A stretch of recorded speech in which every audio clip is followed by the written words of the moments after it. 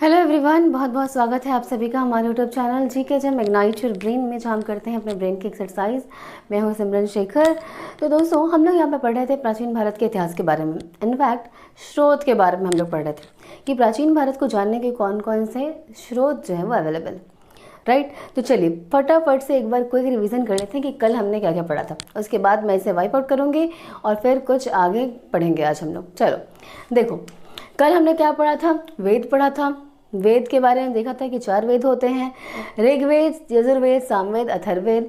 ऋग्वेद को पढ़ने वाले को होत्री बोलते हैं। ऋग्वेद में अग्नि के लिए 250, इंद्र के लिए 250 और अग्नि के लिए 200 ऋचाएँ हैं। इसमें 10 मंडल हैं, 1028 सूक्त हैं और 10,462 ऋचाएँ हैं।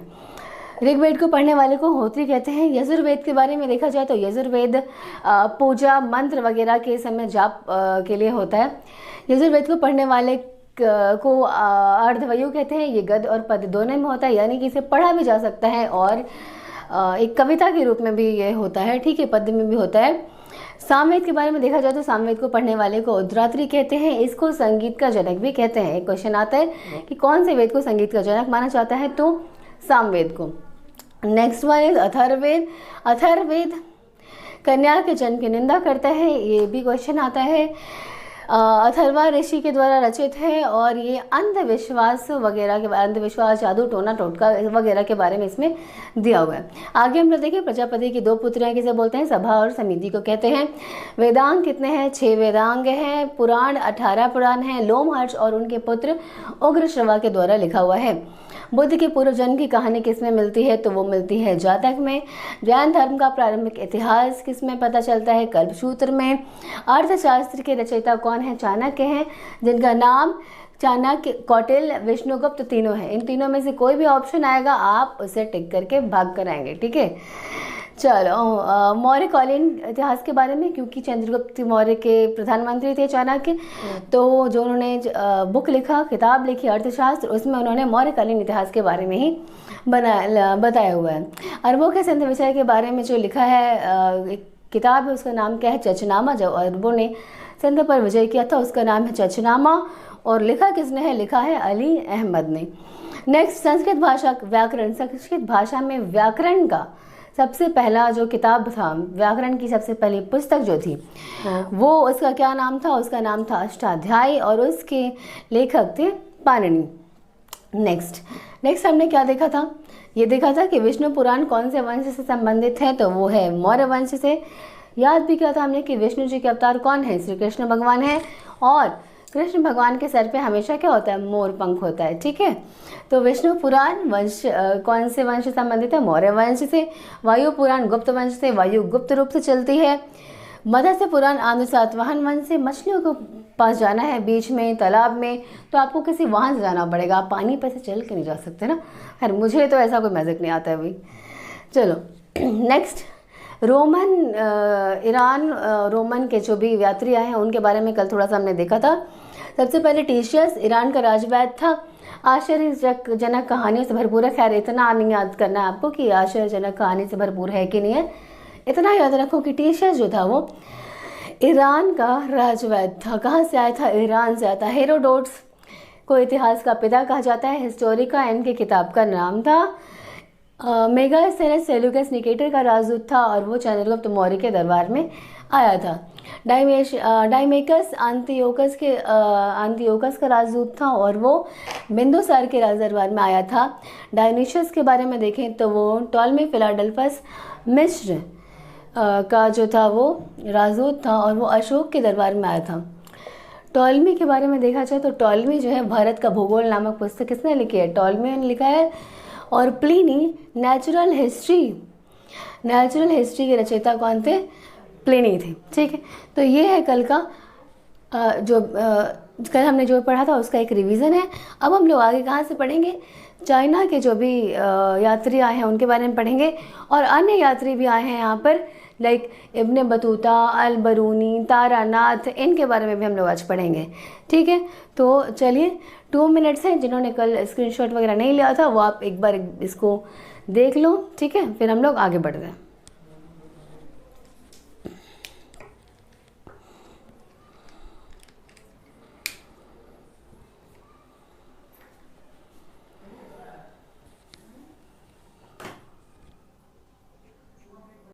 ऑलराइट गाइस, तो एक लोचा हो गया यहाँ पे। क्या हो गया मैं आपको बताती हूँ अभी। मैंने ये न्यू मार्कर लिया था जिस पर साफ साफ लिखा हुआ है white board and easily erasable, right. But easily क्या, ये तो इरेजेबल भी नहीं है, परमानेंट मार्कर है ये तो, और ये इरेज भी नहीं हुआ। तो मैंने ये बोर्ड को ही पलट दिया सो दैट आज आपका ये वीडियो बन जाए, कोई इसमें कोई रुकावट नहीं आए, ठीक है। तो अगर आपको आई होप कि आपको सब साफ दिख रहा होगा, राइट। अदरवाइज़ आप मेरे वर्ड्स पर फोकस कीजिए कि मैं क्या बोल रही हूँ, और कुछ टिप्स बताइए मुझे, नुस्खे बताइए कि मैं परमानेंट मार्कर को कैसे इरेज करूँ, ठीक है। तब तक इसी से काम चलाते हैं हम लोग, ओके।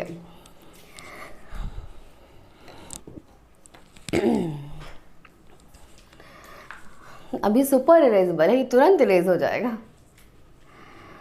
चलो, तो चीनी यात्री के बारे में हम पढ़ेंगे अभी। एक मिनट, चीनी यात्री के बारे में।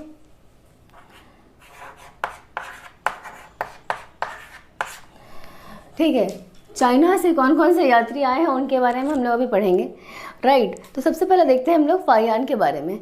फाहियान जो था वो चंद्रगुप्त द्वितीय के दरबार में आया था। किसके दरबार में आया था?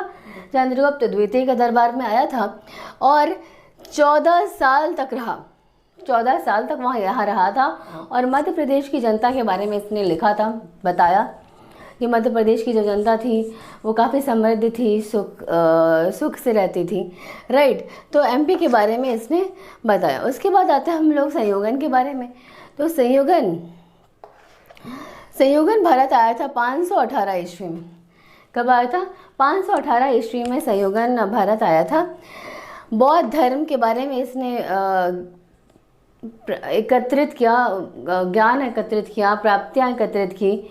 बौद्ध धर्म से रिलेटेड जितनी भी जानकारी थी वो संयोगन ने यहाँ पे एकत्रित किया। कब आया था? 518 ईस्वी में आया था। वेनसांग की बात करें, हाँ वेनसांग से रिलेटेड है, 3 फैक्ट हैं वेनसांग से रिलेटेड और इसके बारे में क्वेश्चंस किया जाते हैं एग्जाम में काफ़ी बारी। एक तो ये कि वेनसांग किसके शासनकाल में आया था, बहुत इजी है। वेनसांग भी आपको दिख रहा होगा यहाँ पे, ह में व लगा हुआ है, यानी कि वो ह से शुरू होता है, राइट। और किसके शासनकाल में आया था?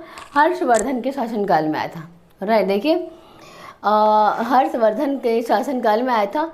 629 में वो चला था और 1 साल की यात्रा करके 630 में वो भारत पहुंचा था, राइट। और 645 में गया था, लगभग 15 साल वो यहाँ पर रहा और 645 में गया था।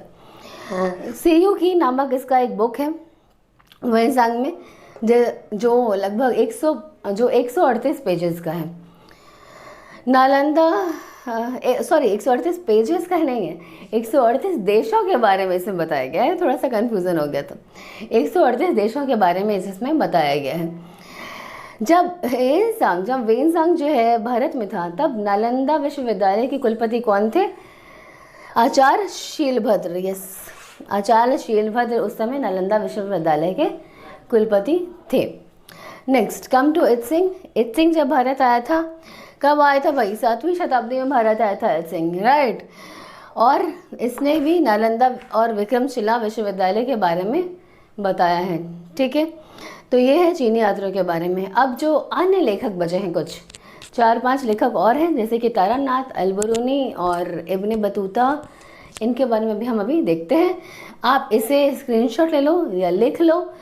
उसके बाद तो ये है ही इजीली इरेजेबल, उसको मैं इरेज करके फिर बताऊंगी आपको बाकी के जो लेखक यात्री आए थे उनके बारे में।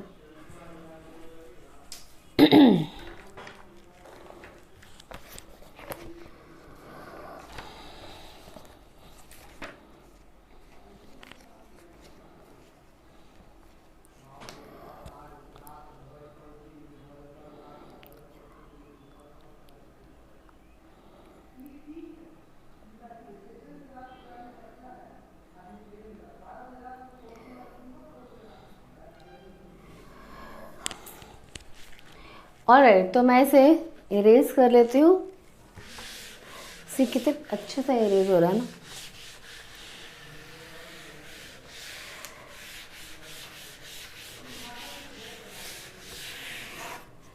ठीक है, तो अब क्या लिखना है, अब आपको अल बरूनी के बारे में बताती हूँ मैं। आप इसे साथ साथ में नोट करते जाना। हाँ, मैं एक बताऊंगी फिर आप नोट करना आराम से।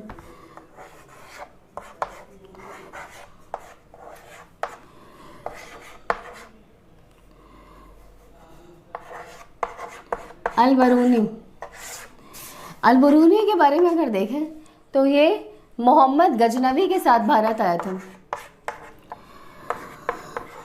गजनवी के साथ, मोहम्मद गजनवी के साथ ही भारत आया था। इसने अरबी में एक बुक लिखा था। अरबी में कौन सा बुक लिखा था भाई? तो इसका नाम था किताब उल हिंद।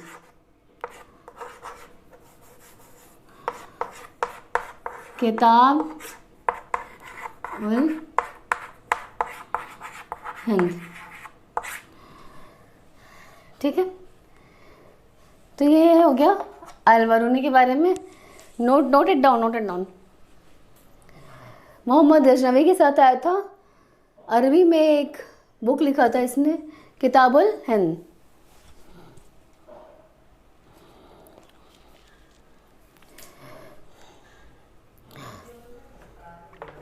इसको तहकीके हिंद भी कहते हैं, तहकीके हिंद,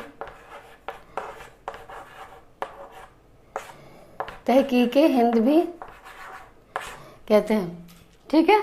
अब मैं इसको अरेज कर देती हूँ।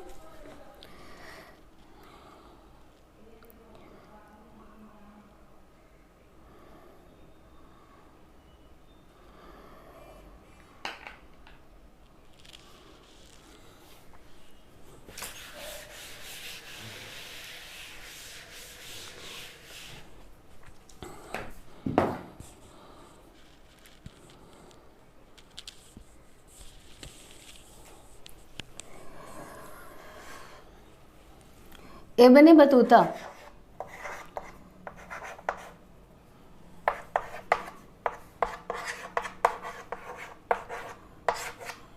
आई होप मैंने सही लिखा है, ठीक है। इब्न बतूता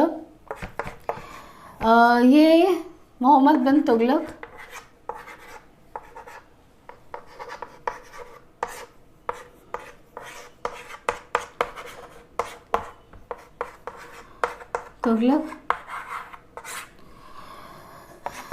इसने जो अरबी में पुस्तक लिखी थी, अरबी भाषा में, उसको क्या बोला जाता है? उसको रहला का नाम दिया गया। बस इतना ही इसके लिए इब्न बतूता के बारे में। अब हम लोग देखते हैं अल बरूनी के बारे में।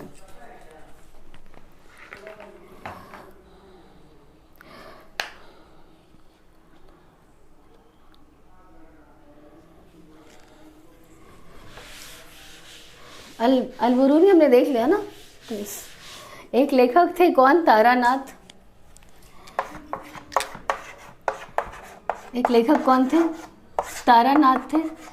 तिब्बती लेखक थे ये, तिब्बत के, तिब्बती लेखक थे। और इन्होंने कौन से पुस्तक की, जो इनका जो बुक था उसका नाम था कंग्यूर और तंग्यूर,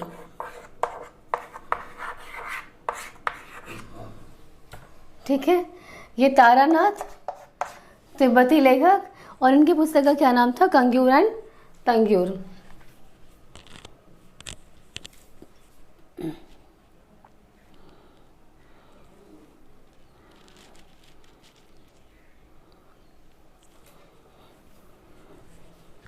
एक मार्को पोलो के बारे में भी लिखा हुआ है गाइस। एक मार्को पोलो भी था, ठीक है। वो 13वीं शताब्दी में भारत की यात्रा पर आया था और उसने पांड्य देश के बारे में लिखा था, राइट। तो उसका जो बुक है वो पांड्य देश के इतिहास के बारे में कोई जानना चाहता है तो उसके लिए वो बुक काफ़ी उपयोगी है, राइट। नाम लिख लो बस आप, मार्को पोलो।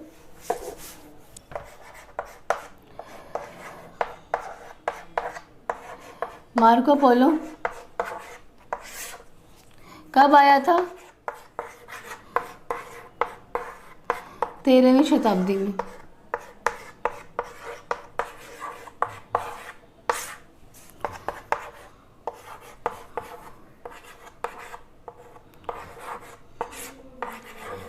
पांड्य देश की यात्रा पर।